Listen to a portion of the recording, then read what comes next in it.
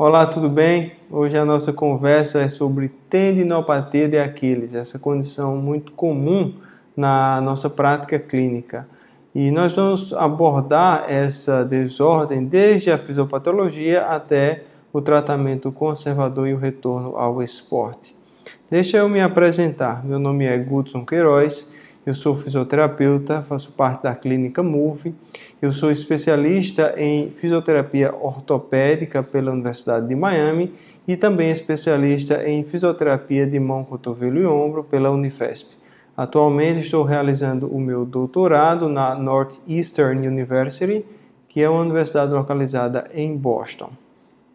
Então vamos lá. O que é preciso para realizarmos um diagnóstico e tratamento correto das disfunções do tendão de Aquiles? Primeiro, nós devemos ter um conhecimento bastante aprofundado da anatomia funcional.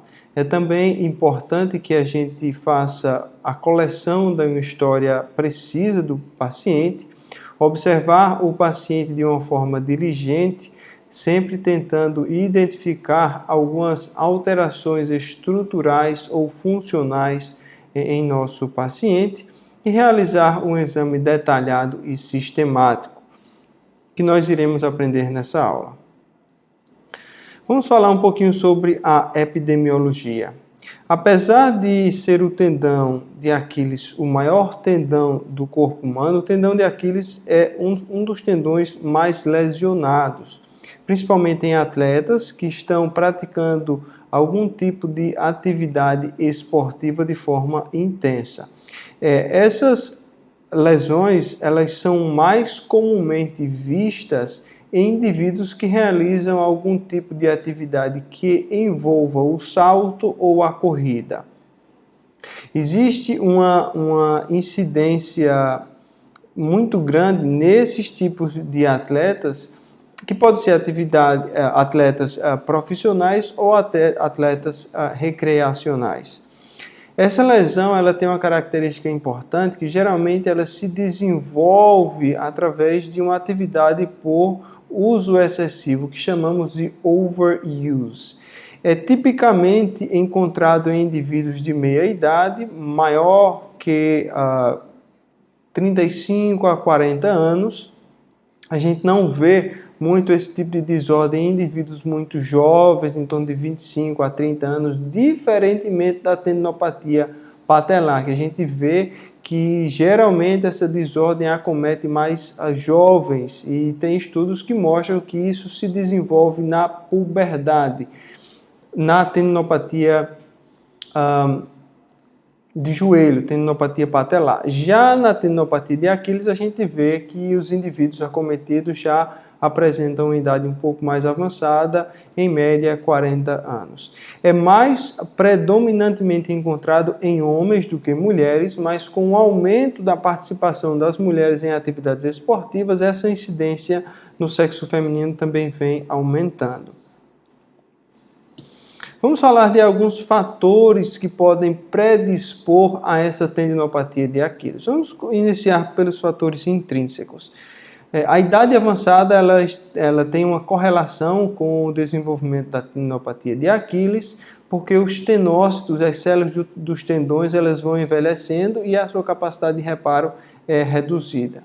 Como a gente já falou, é mais predominantemente vista em homens do que em mulheres.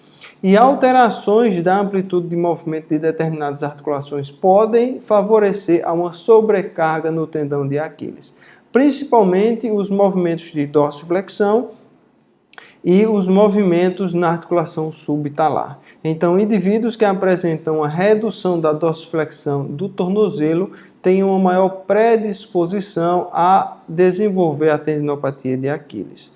A amplitude de movimento reduzida da subtalar também, ela geralmente está envolvida com o desenvolvimento dessa lesão, e esses indivíduos geralmente apresentam um déficit de força para a flexão plantar do tornozelo. Então, essas são as maiores características que nós observamos em pacientes que desenvolvem esse tipo de anormalidade. O antepé varo também é descrito na literatura como um fator intrínseco, assim como o pé cavo. Existem também relatos na literatura, ou melhor, existem evidências científicas na literatura de que indivíduos com pé plano também têm uma maior predisposição a desenvolver a tendinopatia de Aquiles. Indivíduos que têm um condicionamento ou um grau de força muscular reduzido também tendem a sobrecarregar esse tendão e, por consequência, desenvolver esse tipo de desordem. E aqueles indivíduos que foram submetidos a alguma injeção intratendinosa ou peritendinosa de corticosteroide. Nós sabemos que os corticosteroides, eles têm a facilidade de degenerar as fibras de colágeno do tendão. Então, indivíduos que foram submetidos a esse tipo de tratamento têm uma maior chance de desenvolver a tendinose, as conhecidas degenerações de tendão. Existem algumas medicações que também podem favorecer a uma desordem no tendão, principalmente uma degeneração. Uma classe de medicamentos comumente encontrada que os indivíduos com tendinopatia de Aquiles fizeram uso são as fluoroquinolonas. As fluoroquinolonas são um grupo de antibióticos que são usados para tratar algumas infecções bacterianas. Alguns exemplos são o ciprofloxacino, o norfloxacino ou o levofloxacino. Então é importante que a gente colete essa informação dos pacientes, se eles fizeram uso dessa medicação, porque nós sabemos que existe uma correlação entre o uso da medicação e o desenvolvimento desse tipo de lesão. Alguns fatores extrínsecos são, por exemplo, erros de treinamento ou carga excessiva, aquele corredor que, por exemplo, fazia 5 a 6, 8 km por dia e ele abruptamente eleva a quantidade de quilômetros que ele corre por dia para 10, 12, 15, e isso vai fazer com que haja uma sobrecarga no tendão. Aquele tendão e aquela musculatura não está preparado para esse tipo de esforço, e aí o paciente vai desenvolver uma dor no tendão de Aquiles. O aumento da intensidade no treinamento, como a gente já falou, superfícies irregulares, ou seja, superfícies muito inclinadas ou muito declinadas também pode favorecer a uma sobrecarga nesse tendão. Equipamento inadequado, como calçados velhos, calçados desgastados, também pode favorecer esse desenvolvimento dessa lesão. Ou alguma lesão prévia em toda a cadeia cinética, seja joelho, quadril ou tornozelo, pode causar algum desarranjo articular ou algum desequilíbrio muscular que pode favorecer esse tipo de lesão. Alguns fatores traumáticos são, por exemplo, um trauma direto ou penetrante no tendão de Aquiles, que é muito incomum, geralmente a gente não encontra pacientes com tendinopatia de Aquiles que desenvolveram essa condição por causa de um trauma direto, geralmente é por um uso excessivo. Mas os fatores traumáticos também podem ser microtraumas por repetição, ou seja, realizar uma atividade de forma excessiva e sem um período de descanso adequado. Isso pode favorecer o desenvolvimento dessas lesões. Vamos fazer algumas distinções entre a tendinite e a paratendinite e a tendinose do tendão de Aquiles. O que é a paratendinite? A paratendinite é quando nós temos o paratendão, aquela estrutura que cobre o tendão, que envolve o tendão, ela está espessada e geralmente existe algum infiltrado inflamatório nessa região. Nós só podemos afirmar que o paciente tem uma paratendinite se houver algum achado patológico coerente com esse tipo de desordem. Existe a paratendinite com a tendinose, que é uma combinação de inflamação da camada superficial do tendão associado a uma degeneração da substância do tendão. O que a gente vê mais comumente é realmente a tendinose, que é uma degeneração não inflamatória do tendão, ou seja, não existe presença de infiltrado inflamatório nessa região. E geralmente o tendão se apresenta de uma forma descolorida, ou seja, opaca e sem brilho, e pode haver alguns nódulos na substância desse tendão também. Nós também podemos observar algumas rupturas desse tendão, que geralmente são rupturas quando o paciente está assintomático. Geralmente, quando o paciente desenvolve uma ruptura do tendão, seja parcial ou completa, o paciente não tem nenhuma história prévia de dor no tendão. E essa ruptura ela deve ser diagnosticada de forma correta para que haja um tratamento adequado. As rupturas podem ser parciais ou completas. Como nós não realizamos nenhum exame histológico para avaliar se o paciente apresenta algum infiltrado inflamatório, nós denominamos esse tipo de lesão no tendão de tendinopatia, ou seja, tendinopatia é toda e qualquer doença do tendão. Então nós separamos os termos tendinose, tendinite ou paratendinite para indivíduos que tiveram um exame patológico positivo para essas determinadas lesões. Uma pérola clínica aqui para a gente, já passando um pouquinho para o tratamento, para que a aula fique um pouquinho interessante, e é que a maioria dos problemas no tendão, elas são categorizadas como tendinose, ou seja, são degenerações de tendão. A gente tem muito mais degeneração tendinosa do que inflamação tendinosa. Nós sabemos que nesse tipo de desordem, na tendinose, nós não temos células inflamatórias na substância do tendão, no conteúdo do tendão, e o colágeno ele começa a se desalinhar e tem um aumento da neoneurovascularização. O que é neoneurovascularização? É um aumento da quantidade de brotamentos nervosos ou de brotamentos de vasos na substância do tendão, na tentativa de aumentar a vascularização. Toda vez que a gente tem um tendão desorganizado, nós sabemos que o tendão ele tem um suprimento sanguíneo ínfimo, ou seja, um suprimento sanguíneo muito debilitado, e se a gente tem uma desordem do alinhamento de colágeno, uma desorganização do alinhamento de colágeno, nós iremos necessitar primeiramente de sangue, de aumento da nutrição do tendão e depois de um realinhamento das fibras de colágeno. O corpo entende essa condição e o corpo começa a enviar brotamentos vasculares, começa a enviar pequenos capilares para tentar suprir esse tendão. Essa é uma estratégia teoricamente boa. No entanto, junto com o brotamento vascular, com o brotamento do capilar, ele vem junto um brotamento nervoso. Sempre que nós temos uma artéria, ao lado sempre vai ter um nervo. Então, o brotamento vascular começa a surgir dentro do tendão e o brotamento nervoso também. E esse brotamento nervoso é pensado, acredita-se que seja uma das fontes de dor. Existem várias outras fontes de dor, como a presença de substância P, alterações corticais inúmeras, mas acredita-se que esse seja um dos fatores que pode levar o paciente a apresentar uma dor. E foi observado que o tratamento com fortalecimento excêntrico, isso já na década de 90 já começaram a estudar, que esse é uma das melhores formas de tratar o tendão de Aquiles que está degenerado.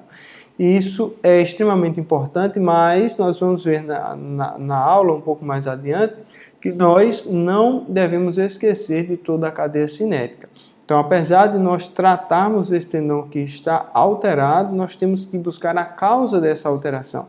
Se é uma fraqueza muscular que levou a uma sobrecarga do tendão, se foi um treinamento excessivo, se o paciente tem um déficit de amplitude de movimento nas articulações mais proximais, ou seja, na grande maioria das vezes, a tendinopatia de Aquiles é apenas a apresentação de uma desordem distante, ou seja, de uma desordem que aconteceu no tendão de Aquiles, porque ela é a estrutura mais frágil, vamos dizer, do membro inferior, mas o problema ele veio lá de cima, seja do quadril, do joelho ou da coluna lombar. Como que o paciente se apresenta? Geralmente o paciente chega na sua clínica, é um indivíduo de meia idade, é um atleta de fim de semana ou um atleta de alto nível que aumentou a sua atividade de forma abrupta ou que não está tendo descanso apropriado.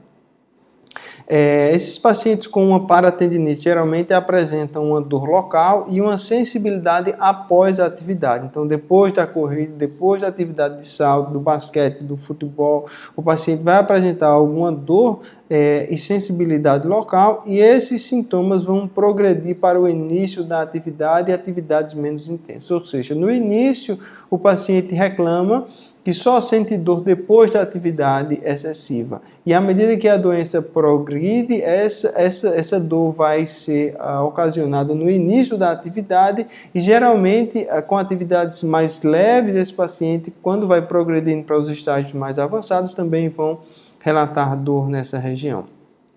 Geralmente a tendinose é uma doença que não gera muita dor. O paciente vai geralmente se queixar de uma dor leve a moderada, de uma rigidez no tornozelo e principalmente de um espessamento do tendão e de um inchaço nessa região do tendão. As rupturas elas podem ser parciais ou completas e o paciente geralmente descreve que sentiu uma pancada, como se fosse um chute na região do tornozelo quando estava realizando algum tipo de atividade. O paciente também pode escutar um barulho forte quando esse tendão se rompe de forma completa. Quais são os achados no exame físico? Nós vamos identificar que o paciente apresenta uma temperatura aumentada nessa região, geralmente nas tendinoses, como já falamos anteriormente, tem um espessamento do tendão de Aquiles, pode haver um inchaço local e uma crepitação também. Nas tendinopatias de conteúdo, de substância do tendão no meio do tendão, elas vão ser sensíveis à palpação, geralmente de 2 a 6 centímetros proximais à inserção do tendão no calcâneo. Nós devemos utilizar alguns testes específicos, como por exemplo o teste do Royal London Hospital, que é quando nós movimentamos o tornozelo do paciente em dorsiflexão e flexão plantar à medida que palpamos o tendão. Geralmente, o paciente vai apresentar uma redução da dor à palpação quando o tornozelo está em dorsiflexão comparado com flexão plantar. Ou seja, a dor é maior quando o paciente está em repouso, em neutro ou em flexão plantar. Quando nós colocamos o tornozelo do paciente em dorsiflexão, o paciente relata uma diminuição ou até ausência da dor. Nós também temos o sinal do arco doloroso positivo, é quando a dor originada no tendão devido a uma tendinose vai se mover com o movimento do tornozelo, ou seja, a gente coloca o paciente em dorsiflexão e a dor que era ali, vamos dizer, 2 centímetros proximal à inserção do tendão de Aquiles, ele se move para 4 centímetros proximal. Geralmente, quando nós observamos isso, se trata de uma tendinose, de uma degeneração do tendão. Já quando a dor ela não se move com o movimento do tornozelo, geralmente é porque o paciente apresenta uma paratendinite do tendão de Aquiles. A dor permanece fixa, não se move com o movimento do tornozelo. Nós também sabemos que o tendão plantar ele pode estar envolvido nesse tipo de alteração. O tendão plantar, de acordo com o estudo de Olejnik, em 2018, estava presente em quase 90% de todos os casos dos estudos anatômicos, e esse tendão que ele passa entre o gastrocnêmio e o sólio pode gerar uma compressão nessa inserção do calcâneo, gerando uma anormalidade biomecânica do tendão de Aquiles. Então, o tendão do músculo plantar pode estar envolvido nessas desordens também.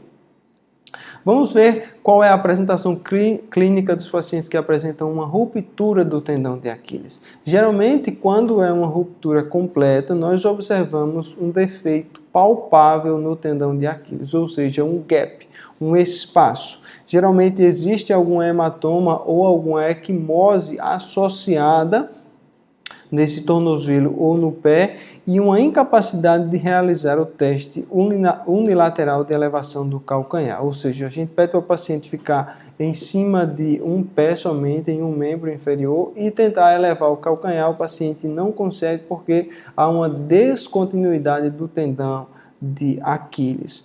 O teste de Thompson é um teste muito interessante para ser realizado nos pacientes e ele tem a função, o objetivo de identificar rupturas completas do tendão de Aquiles. Nesse teste, Nós realizamos uma compressão superficial da panturrilha com o paciente em decúbito ventral e observamos se há uma flexão plantar desse tornozelo ou não. Se houver uma flexão plantar, é porque o tendão está íntegro. Se não houver a flexão plantar, é porque o tendão está descontinuado, ou seja, está rompido. É extremamente importante que a compressão da panturrilha seja realizada de forma superficial, porque se a gente fizer uma compressão profunda, a gente vai comprimir o compartimento posterior profundo do tornozelo, os músculos flexor longo do hálux, flexor longo dos dedos e tibial posterior, e aí o paciente vai apresentar um falso resultado, um falso negativo. Então é extremamente importante que a gente isole o compartimento posterior superficial da panturrilha, somente o complexo sóleo-gastrocnêmio, para que a gente tenha um exame um pouco mais fidedigno. As radiografias elas não são úteis para diagnosticar a tendinopatia de Aquiles propriamente dita, mas ela pode nos ajudar a descartar outros diagnósticos, como por exemplo o ostrígono sintomático e a deformidade de Haglund. O ultrassom ele pode ser lançado mão, é um exame rápido e barato, e ele pode revelar algum líquido ali na região do paratendão. As ressonâncias magnéticas para a classe médica pode ser extremamente útil para classificar a tendinopatia, mas para nós fisioterapeutas é mais importante o exame clínico e a avaliação fisioterápica na tentativa de encontrar alguns desarranjos osteomusculoarticulares. Aqui a gente vê uma ressonância magnética que a gente observa um aumento fusiforme da porção média do tendão de Aquiles. E aqui nessa segunda imagem a gente observa uma ruptura completa do tendão de Aquiles.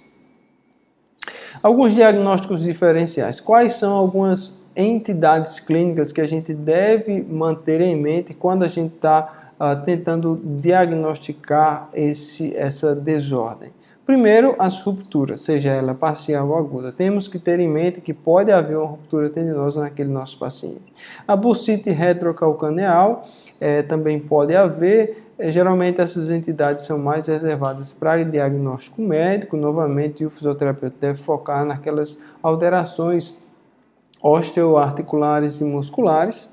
A tendinose insercional, nós sabemos que existem dois tipos de tendinose, a insercional que acontece na inserção do tendão de Aquiles no calcâneo e a tendinose de média substância, que acontece na substância do tendão. O ostrígono sintomático, a gente vai falar um pouquinho mais à frente, que é aquele osso que geralmente o paciente tem um osso supranumerário de forma congênita que pode gerar justamente o impacto posterior na região do tornozelo. Nós podemos também ter uma tendinopatia posterior-medial, que é aquela tendinopatia que acomete o tibial posterior ou o flexor longo do hálux, então devemos manter essa entidade em nossa mente quando estamos avaliando o paciente. E a subluxação dos tendões fibulares também pode acontecer. Em indivíduos jovens, crianças e adolescentes, temos que ter em mente a doença de Sever, porque essa tipo de entidade é muito frequente em crianças e adolescentes e não acomete de forma alguma adultos, por acometer a placa de crescimento. A neurite do nervo sural também pode estar envolvida e alguma doença sistêmica. Nós sabemos que indivíduos com obesidade, indivíduos que têm diabetes, apresentam uma alteração sistêmica local que pode também afetar esse tendão. Então, temos que ter em mente que as doenças sistêmicas podem contribuir para o desenvolvimento da tendinopatia de Aquiles. Essa aqui faz parte do guideline da JOSPT e da APTA, que é a Associação Americana de Fisioterapia, e ela dá algumas diretrizes para a gente com relação ao exame, com relação à avaliação do paciente de uma forma global, para a gente ir seguindo os passos. Eu não vou me deter muito a isso, porque é muito extenso, mas vocês podem dar uma olhadinha depois, a gente vai disponibilizar no nosso site, reabilitei.com.br, para que vocês tenham acesso a esse guideline de forma completa. Como que a gente realiza a avaliação do membro inferior? Esse aqui é uma ficha de avaliação que a gente utiliza na nossa clínica. Eu também vou disponibilizar através do nosso site, em que a gente coleta a história da doença atual, a queixa principal do paciente, se existe alguma alteração de trofismo, de coloração, de cicatrização, se for pós-cirúrgico, como que está a pele, se está normal, se existe uma hiperidrose, anidrose, ou se existe uma alteração de temperatura, como que é a dor desse paciente, se ela está presente ou ausente, se presente ela é constante, há um movimento intermitente, melhorar o repouso ou não, é só no período noturno. Então, existem várias características que a gente pode coletar, várias informações que a gente pode coletar que podem ajudar a gente no diagnóstico do paciente. Escala verbal numérica nós também utilizamos a perimetria de joelho, tornozelo e pé para ver se há edema ou se há uma atrofia muscular. Goniometria, que é fundamental no exame clínico, não somente do tornozelo e do pé, mas também do quadril, do joelho, de uma forma global, avaliando esse paciente. O teste de eficiência muscular, que nós utilizamos um dinamômetro manual para avaliar essa força muscular de forma objetiva. A gente vai mostrar como que realiza isso também. Alguns testes funcionais, como por exemplo da Step Down Maneuver, que a gente pede para o paciente dar um passo para baixo, apenas utilizando um dos membros, e observa alguns desalinhamentos, seja de joelho, seja de quadril, alguma deficiência muscular que pode estar levando a uma sobrecarga nessa região. O que temos mais? Temos alguns testes funcionais, como o Weight Bearing Lunge Test, que é aquele teste em que a gente avalia a excursão do sólio. A gente vai mostrar como que realiza esse exame também, o paciente de pé, 10 centímetros longe da parede, e tenta realizar uma dorsiflexão em cadeia cinética fechada, tentando tocar o joelho na parede. Então, o normal é que o paciente consiga realizar com o pé 10 centímetros distante da parede. Se o paciente não conseguir realizar, nós vamos mensurando e vamos calculando a porcentagem de déficit de dorsiflexão do tornozelo. Então, é um teste bastante útil para o fisioterapeuta utilizar na sua prática clínica. É importante também avaliar como está o equilíbrio unipodal desse paciente. Geralmente, os pacientes que apresentam dor apresentam alteração de equilíbrio, que é extremamente importante que seja avaliado para que a gente implemente alguns procedimentos, intervenções baseadas no equilíbrio, na propriocepção do paciente. A dor vai alterar a propriocepção, que pode levar a uma alteração de marcha, de corrida e assim por diante. O teste unilateral de elevação do calcanhar é extremamente importante que a gente realize nos pacientes para a gente observar alguma deficiência muscular do complexo sóleo gastrocnêmico e algumas musculaturas mais profundas da região posterior da panturrilha da perna. Já falamos do step down. Nós podemos também avaliar como que está o alinhamento pélvico desse paciente, pedindo para o paciente realizar um teste de ponte unilateral, em que o paciente faz uma ponte somente com um apoio, e aí a gente vê como que está o alinhamento da pelve, se existe alguma deficiência muscular da musculatura dos glúteos ali, que pode também estar levando a uma sobrecarga do tendão de Aquiles.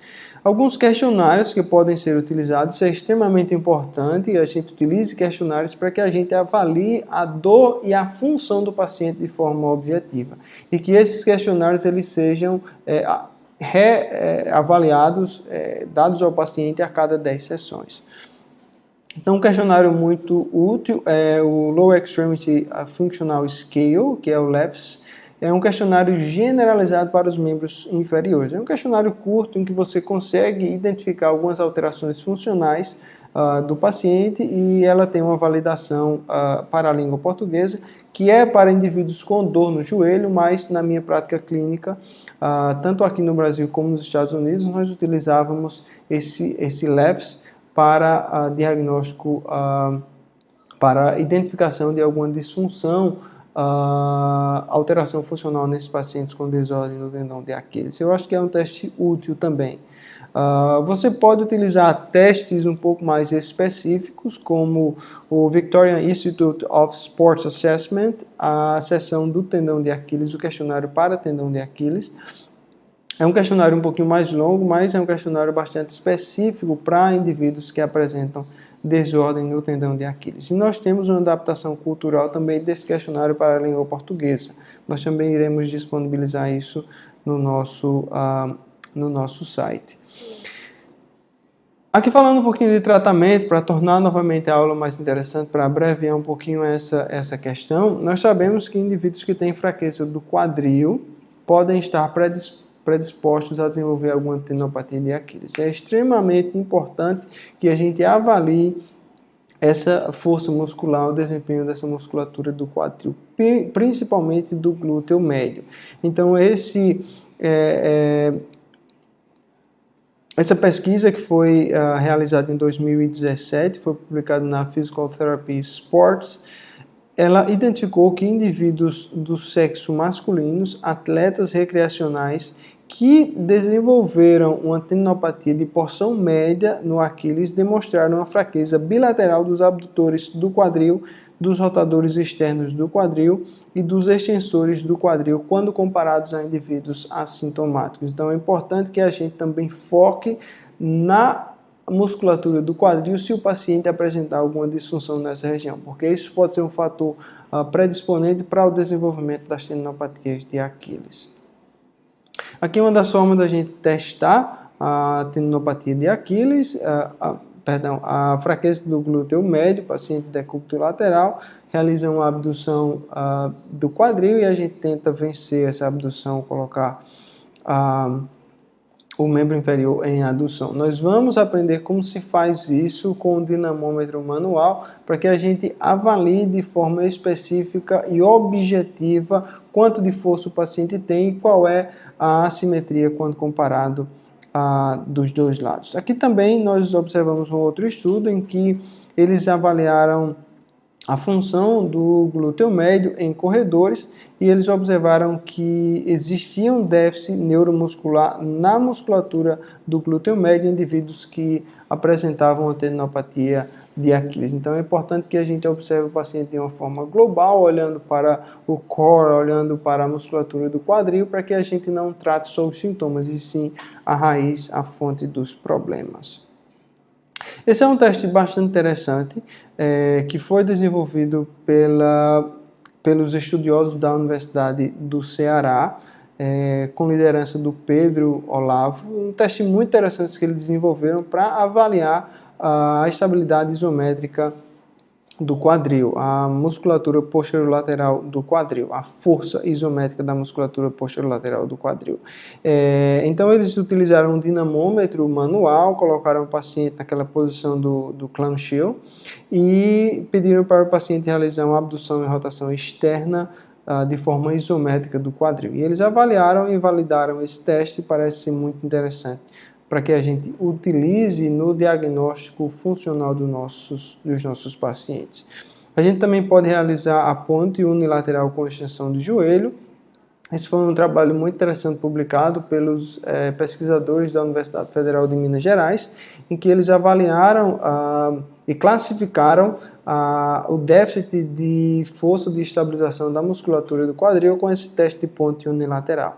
Então a gente pede para o paciente realizar uma ponte unilateral com extensão de um dos joelhos e pede para o paciente manter esse posicionamento por 10 segundos. E aí a gente classifica essa queda pélvica, que é considerada como leve se o paciente apresentar uma queda de 0 a 25% da pelve, uma queda moderada que se encontra entre 25% a 70%, 75% da queda da pelve e uma disfunção acentuada quando o paciente realmente tem um caimento da pelve unilateral mais que 75%.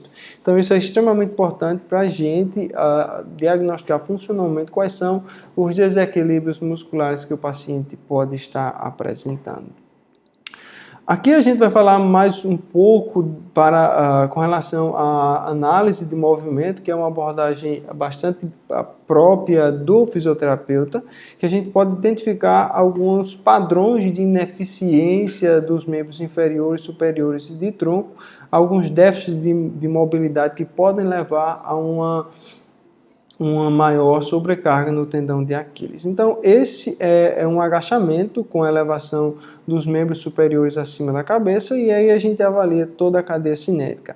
Nessa primeira figura, à esquerda, a gente observa que o paciente faz uma pronação de tornozelo e um valgo de joelho também, o que vai sobrecarregar as estruturas internas de joelho e vai alterar o alinhamento do tendão do Aquiles, tendão de Aquiles também.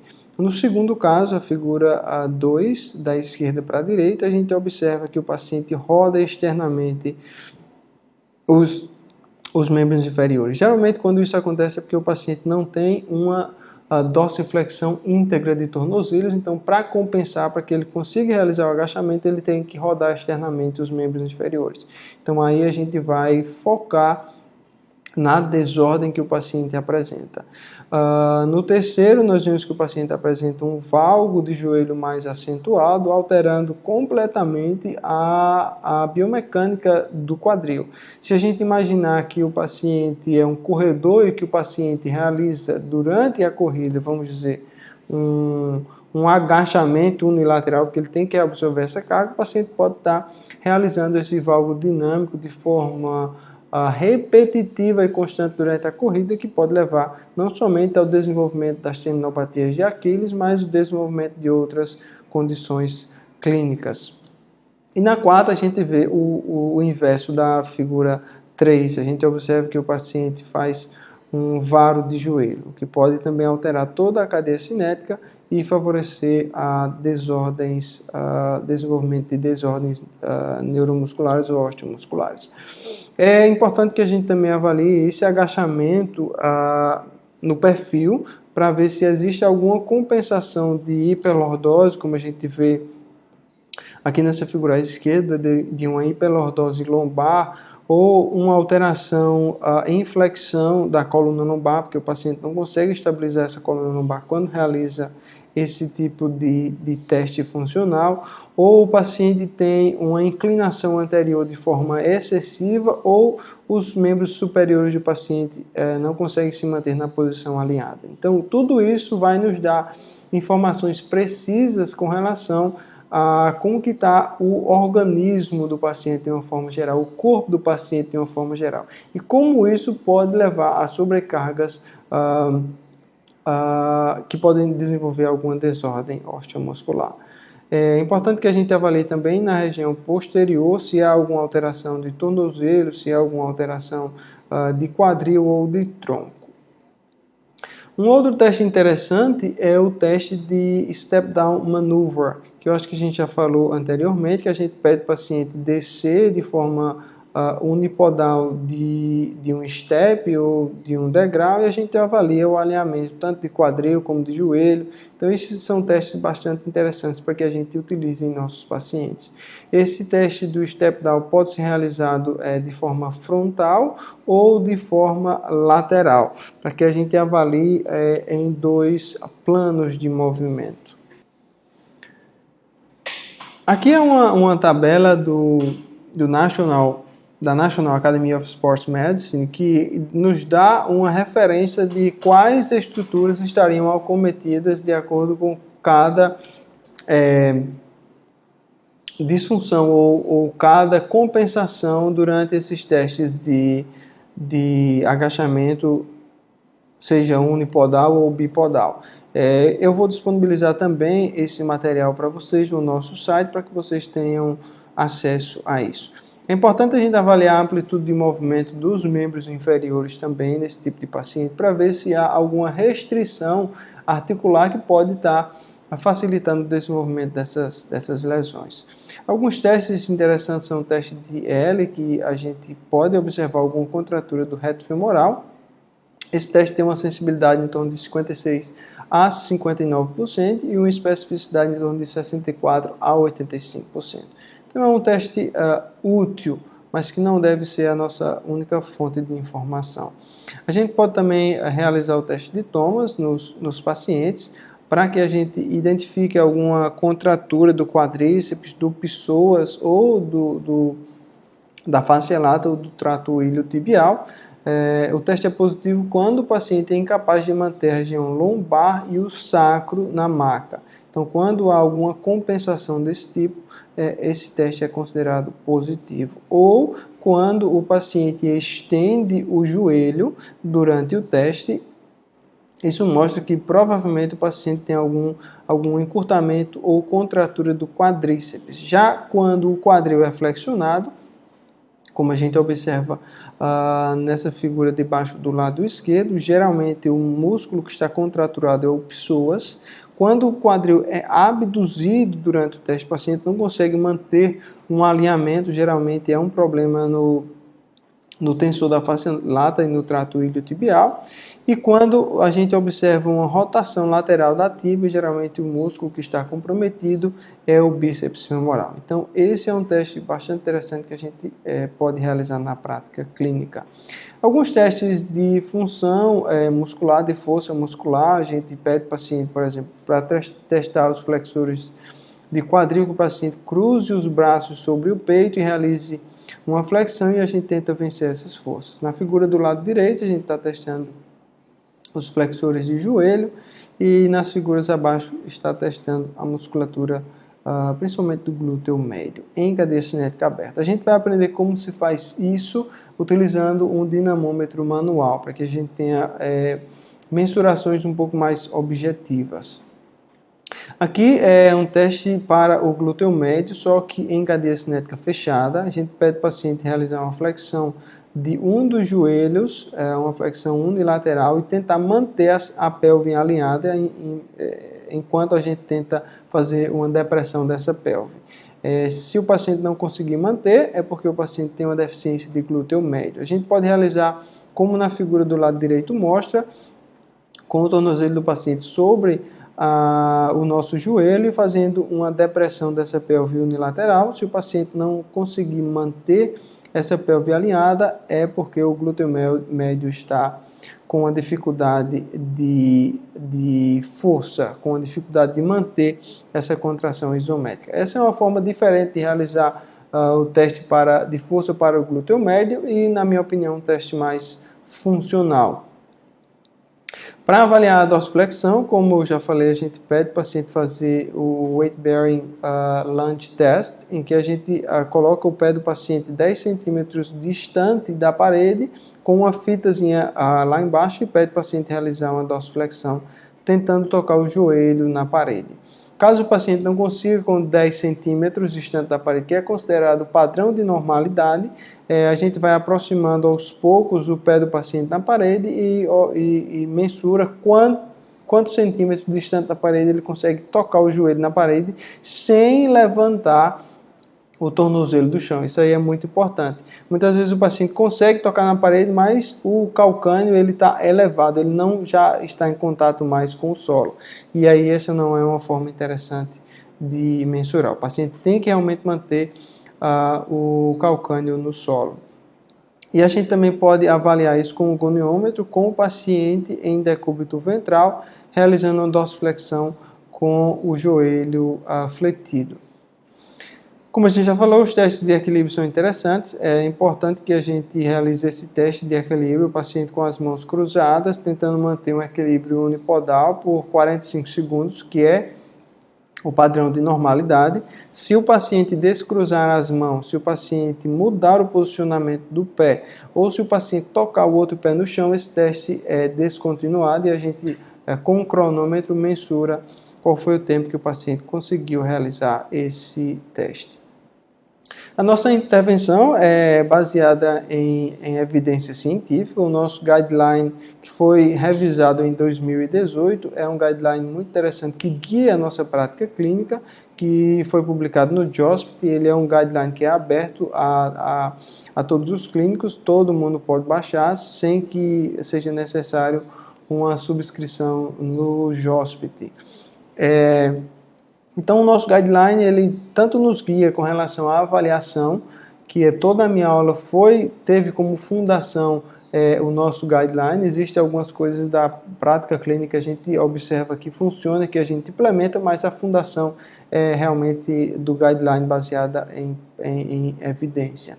E o que é que o guideline nos diz? Que o treino de flexibilidade é muito importante, porque a gente sabe que uma contratura da musculatura do quadril, uma contratura da musculatura da panturrilha pode levar a uma sobrecarga do tendão de Aquiles. Então é extremamente importante que a gente faça um treino de flexibilidade do complexo sóleo gastrocnêmio.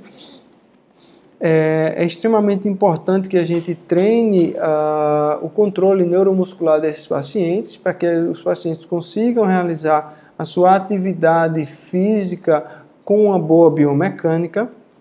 Exercícios terapêuticos visando o controle neuromuscular e o fortalecimento de toda a cadeia cinética inferior também é extremamente importante, sempre focando em uma boa biomecânica. Então, agachamentos bipodais ou unipodais são interessantes, fortalecimento de glúteo de forma unipodal, desafiando a propriocepção do paciente, seja em um balancinho ou seja em um balance pad, também são interessantes. Alguns exercícios também de propriocepção, como esse exercício do reaching com uma fita marcada no solo em configuração de Y, também pode ser interessante para o paciente, porque a gente pode identificar algumas compensações e corrigi-las. O step down exercise, também o step down maneuver, também pode ser realizado nesses pacientes, trabalhando de uma forma excêntrica essa musculatura do quadríceps.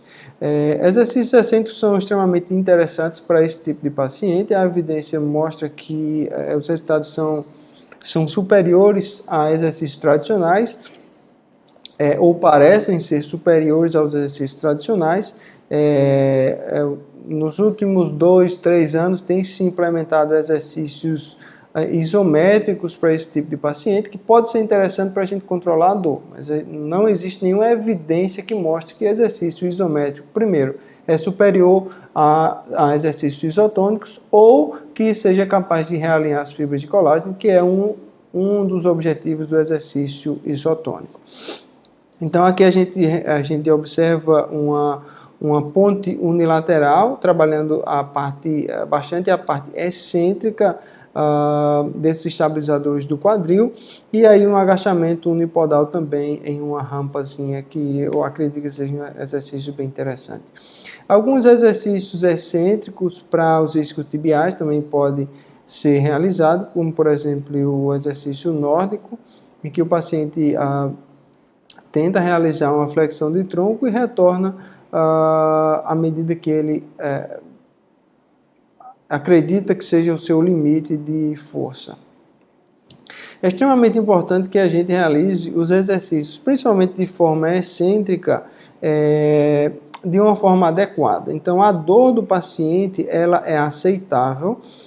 Quando a gente tem um paciente realizando um exercício isométrico, um exercício isotônico, de forma excêntrica, essa dor ela é interessante que o paciente sinta, porque isso fala para a gente que a gente está sobrecarregando os tecidos, que é necessário para que haja um realinhamento das fibras de colágeno. Uma zona considerada segura é uma dor entre 0 e 2. Então, se o paciente está realizando o exercício com uma dor entre 0 e 2 é bastante seguro. Mas é tolerável, é aceitável uma dor até o nível 5. Então, você não precisa se preocupar se o paciente estiver realizando o seu exercício e durante o exercício tem uma dor grau 4 ou 5, ou pós-exercício uma dor grau 4 ou 5. Isso é aceitável, isso a longo prazo vai ser benéfico para o paciente. Uma dor não aceitável é uma dor maior que 5. Então, se o paciente apresenta uma dor 6, é porque o exercício está sendo muito avançado para o paciente naquele período ou não está sendo adequado. Então, a gente tem que voltar um pouquinho, fazer com que esses exercícios estejam sendo realizados dentro de uma zona de dor segura. Então, aqui mostra alguns exercícios de fortalecimento do complexo sóleo gastrocnêmico, pode ser concêntrico, excêntrico ou ambas as fases. O paciente realizando o mesmo exercício em uma plataforma plana. A gente também pode solicitar que o paciente realize esse tipo de exercício de forma inclinada ou declinada. Aqui a gente observa alguns alongamentos musculares, com o joelho totalmente estendido, para que a gente foque mais no complexo do gastrocnêmio, ou com o joelho fletido, para que a gente consiga uma maior excursão do músculo sóleo. Então são exercícios muito interessantes para que a gente corrija aquele déficit de dorsiflexão do tornozelo. É extremamente importante que a gente realize o fortalecimento da panturrilha, tanto com os joelhos dobrados, como com os joelhos estendidos. Quando a gente está fazendo com os joelhos estendidos, o nosso foco é o músculo gastrocnêmio. Quando a gente está fazendo com o joelho fletido, o nosso foco é o músculo sóleo, porque ele não cruza a articulação do joelho. Então é extremamente interessante que a gente faça essas duas formas de fortalecimento do complexo sóleo gastrocnêmio.